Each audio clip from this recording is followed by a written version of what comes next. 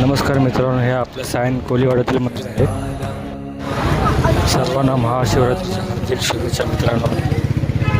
तर मला इकडे VIP एंट्री भेटलेली आहे.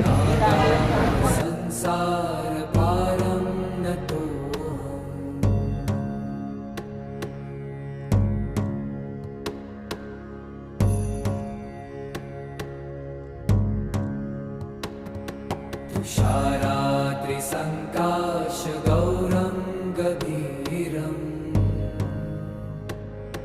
मनोभूतकोटिप्रभाश्रीशरीरं